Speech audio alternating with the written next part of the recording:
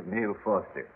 It all began with an unidentified body in a hotel room. We needed permission from the next of kin for an autopsy. So the mystery man's picture went into the afternoon papers, and we waited to see who'd claim him. Although he was a corpse, he had the power to hurt and go on for shows. In my entire career, this was the first time I had ever seen a dangerous, dead man.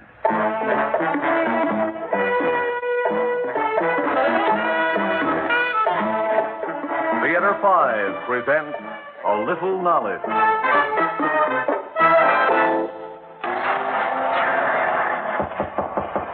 Martha? Martha, are you home? Annie, is that you? Yes. Come on in. I have some nice non-fattening coffee cake. Are you alone? Well, till school lets out. You ought to lock your door. Anyone might walk in. Good. I'm lonesome. Have you seen the paper today? No, not yet. But sit down, Annie. You sit down. Maybe it would be better if I read this to you. Why all the mystery? Oh, Martha, listen. Do you know this man? Mystery death in hotel room. Anyone having information about this man should telephone police at... Let me see. Malcolm? Malcolm? Do they mean he's dead? Cry. Cry, let yourself go. Even for him. Malcolm, my husband. Dead alone in a hotel room. Yes, but what was he doing there when he should have been home? Who gave him permission to walk in and out of your life for years and years? Where was he the last 2 months without a word? I don't know. I don't care. It's not important now. He's dead. I wish you would cry. I wish even I could cry, but I couldn't forgive him. I pray he'll forgive me. For what? For being too good a wife? Stop now, no more of that. Not ever again. Malcolm is dead. So close my big mouth. Oh, Annie, don't be angry. You're a good friend. I need your understanding. I wish I did understand you, but I love you. Like a little daughter. I'll call the police. You don't have to do that. No, don't call them. Well, they have to find out who Malcolm is. And I'll go with you to talk to them. You won't be alone. Tina. Oh, I almost forgot her. I'd better wait here. That'll be another heartbreak. Oh. Now, don't faint. Now, lie down here. Let me cover your legs. Now, try not to think. Just rest. There's nothing more you can do for Malcolm. It's been done. Yes, it's done. Malcolm, if you can hear me, try to understand why I did it, Malcolm. I couldn't let you go, my love. I couldn't let you go.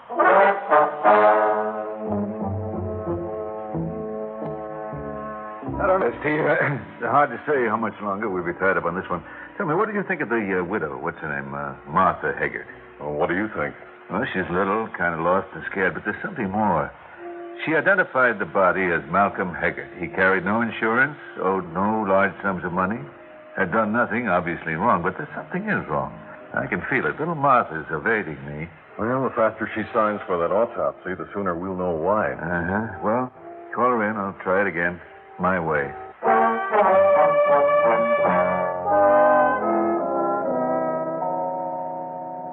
I met my husband at the complaint counter of a department store. I was having trouble returning a purchase, and Malcolm took charge. Always inadequate in situations like that. I'm dependent and passive psychologically. Who told you? Malcolm. He used to meet people like me in his work every day. What work was that?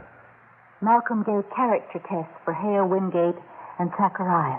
Uh-huh. They used his findings to decide whether people's jobs should be hired, whether they were psychologically right. Uh-huh. He was considered an expert on personality classification. The janitor says that he hadn't been living at home. The janitor's wrong. It was Malcolm's habit to change his environment from time to time. When he felt pressured or creatively stifled, he'd go away for a while. But he always sent me money, and he always came home. Except this time. And did he often feel pressured? He said so. Which pressure made him suicide? You know he committed suicide? No, we don't. There's not a mark on him, is there? Oh, I'm sorry, Mrs. Haggett. We are unable to determine the cause of your husband's death until we perform an autopsy. And we need your authorization. Sign right here, please. You'll find it suicide, or what the law calls suicide. But it's murder, and I did it. Huh? I didn't kill him outright. I killed him by inches, a little bit at a time. Every day that I clung to him and refused to set him free. Well, he wanted to divorce you? Well, I'm sure he did. Look at me. What do you see? Could you give a description of me? Malcolm once called me a little brown wren. Like so many other things he said, it was cruel, but accurate. A little brown wren, that's me. Afraid of situations, shy with people. Just the opposite of what my husband wanted and needed in a wife. Well, he didn't tell you that. He didn't need to. I saw the things he admired in other women. This one met life on its own terms. That one was courageous and emancipated. Another one was witty and smart. He wanted a partner, an equal. Am I tall? He loved tall women. Am I glamorous? That's funny. Am I red-headed? Do I have any of the qualities he admired? That's why he stayed away from me when I became too possessive. No. There's the truth. Listen, I loved him with a selfish love. A love not big enough to let him go. I could sense his unhappiness. And I'm not surprised he took the only way out that was left. Now, do you want the murderers to sign the permission for an autopsy? Foster, can I bother you a minute? Yeah, come in, Steve. There's someone out there who insists on seeing you right away. All right, take Mrs. Haggett into the next room. There's a couch in there. And don't worry, Mrs. Haggett. I'm sure everything will be all right. Oh, this way, Mrs. Haggard. I'll be right with you, Neil. Come in. Are you Detective Foster? Yes? Your sidekick took my address and told me to wait across the hall, but that was a long time ago. Now, what can I do for you? It's the other way around. I came to do something for you, and I had a hard time finding you. They sent me from department to department. Now, what's the idea? I don't know, miss. Well, you asked me to come in. In reference to what? In reference to the picture in this afternoon's paper. The mystery man. And it's not Miss. It's Mrs. Malcolm Haggard, the wife, and the widow.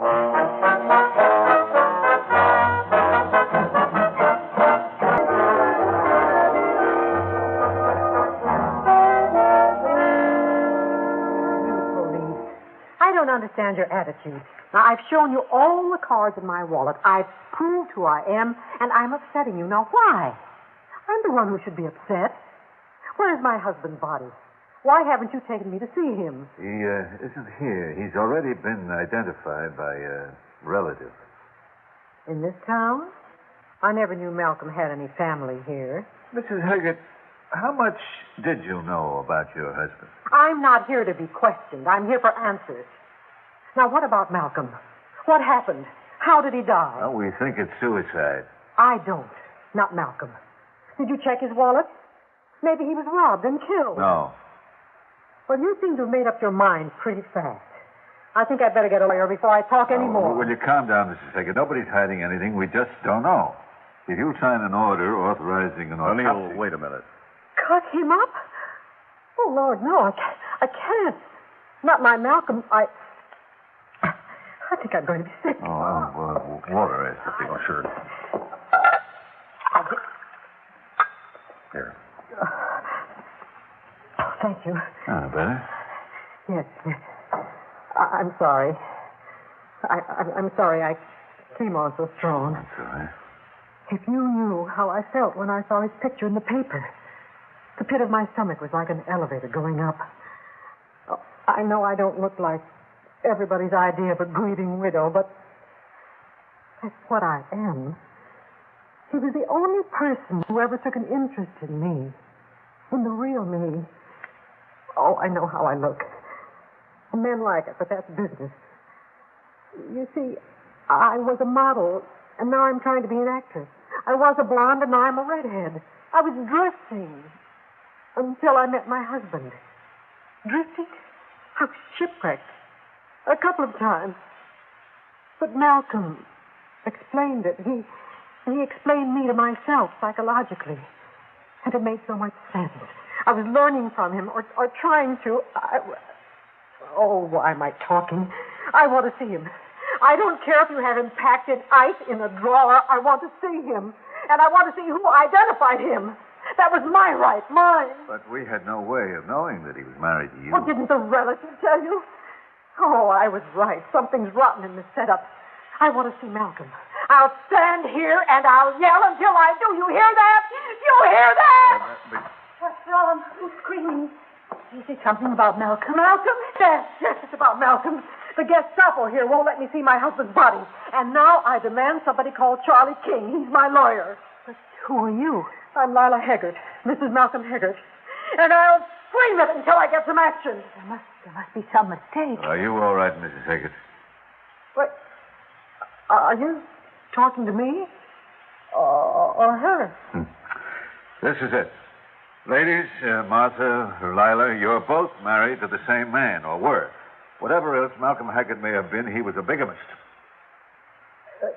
You're saying he was married to her?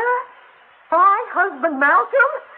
Why, you'll eat those lies in court when I see my lawyer. I'd advise you to see him. Find out where you stand. Why don't you tell her that? She's the one making up lies. Mrs. Haggart, when were you married to Malcolm? Why should I tell you? I need to know. I'll bet you do. Then you'll claim you were married first. I don't believe you ever knew my husband. He has a clear scar below his left shoulder. It's like a half moon. He fell through a window as a child and had 12 stitches in it. No. Yes. When he was annoyed, he would play a Brahms concerto over and over again till you wanted to break the record. He wouldn't eat rye bread. He wouldn't wear darn socks. He read late at night, always psychology books. But did he ever let you dust those books or arrange them? You know he didn't. I'm not listening. Oh, yes, you are. You know I'm Mel's wife, too. We had a long time together. He married me 12 years ago. When did he marry you? Tell me. All right, I'll wait. Please don't take everything away. Leave me something. You're tall and you're beautiful. You're confident. I know why he wanted you. What man wouldn't? I can't compete with you. I wouldn't even try. But I've got to know when he married you. Let me at least have Oh, that. please, Mrs. Haggart, don't. Oh, you think she has a prior claim, too, huh? But she's not sure. Look at her. Shaking, trembling. I beg you, I plead with you. I'm going home. And don't you try to get in touch with me, or I'll have you arrested in spite of your detective friends. You little ones, you get away with murder, but not this time. I won't sign anything, and I won't give permission, and I won't tell you anything. And you're stuck, aren't you? You'll have to leave it just the way it is, in a mess. Well, that's tough luck on you. Oh, don't let her go. Don't bring her back. She won't tell you anything. But if they were married in this town, we'll find out when it happened. Suppose they were married somewhere else. I can't wait until you track that down. I can't wait a minute. I have a child. Tina is my daughter. But what else is she? Has she a father to call her own? Has she a name? Can you tell me that?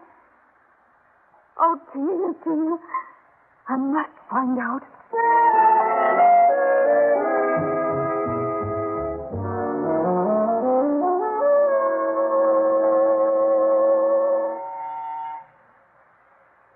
I'm coming. Finish a little drink, please.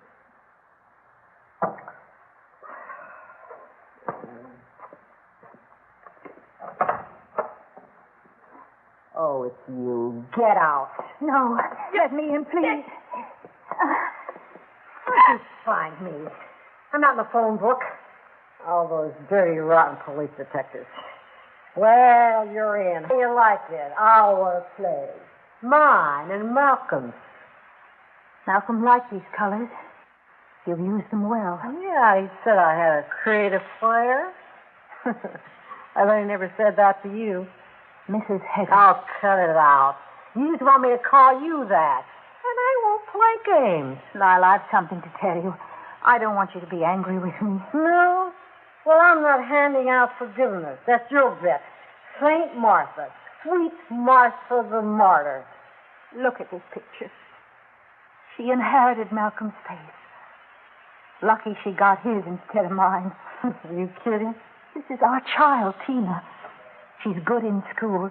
One of her teachers thinks she should apply for an art training scholarship. Tina's going to be somebody one day. But all she needs is self-confidence. She found out about Malcolm's death in school. Isn't that horrible? This is the beginning of such a hard time for her. Please don't add to her handicap. Don't poison her life. Why not?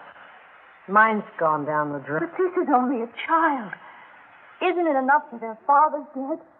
Must she suffer anymore? Oh, that again. Why don't you make a song out of it? Something like, oh, tell me when Malcolm gave you his name. Oh, say of my daughter the child is changed. That's very Stop that, touching. Oh, now, sticks and stones can break my bones, but names will never hurt me. Oh, you're wrong. Names can hurt. Words can kill. Well, if they could, you wouldn't be standing there. Hate me, but don't hate Tina. We're all in the same boat together, Lila. Oh, no, we're not. Say what you want, do what you like, but tell me. Tell me for my child's sake. I've got to be sure. Forget it. Sweat it out. You tell me if I have to claw your eyes out, if I have to twist your neck off, if I have to tear your Stop it, Martha! No, you hasn't told me. Stop it, please. You've got to control. Stop it, please, Martha. Martha. I'm trying to choke Now, look, me. I followed you home. I followed you here. I kept honking my car horn, but you wouldn't stop. Lila, what did you do to her? What did I do to her? Oh, I did what any red-blooded underdog would do, that's what. She came here with all the aces in her pocket to grind the last little bit of self-respect out of me. Oh, she's a legal wife and her kid's a legal kid. But why shouldn't she suffer like I'm doing? 6 years ago, I met Malcolm. I turned myself inside out to make him happy because I loved him.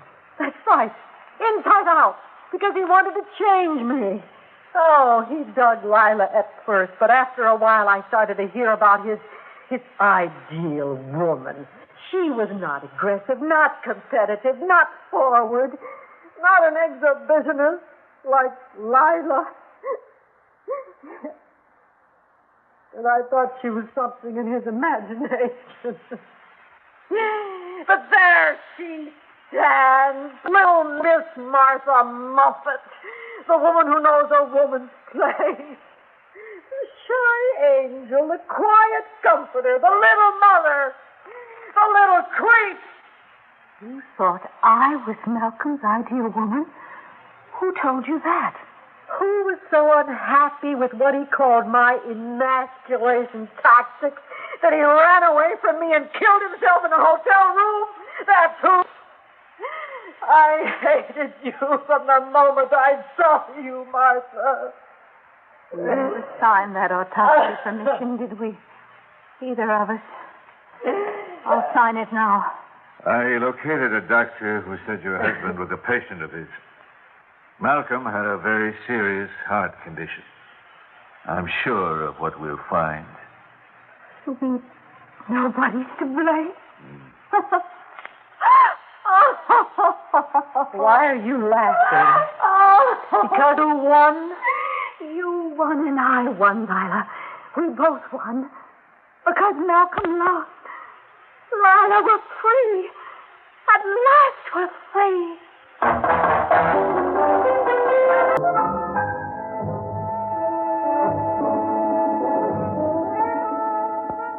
Theater 5 has presented A Little Knowledge, written by Phyllis Coe and directed by Warren Somerville. In the cast, Tony Darnay, Vicky Bola, Ethel Everett, and Paul McGrath. Audio engineer Neil Post. Sound technician Ed Blaney. Script editor Jack C. Wilson. Original music by Alexander Vlastotsenko. Orchestra under the direction of Glenn Osser. Executive producer for Theater 5, Edward A. Byron. We invite your comments. Write to Theater 5, New York 23, New York. This is Fred Foy speaking.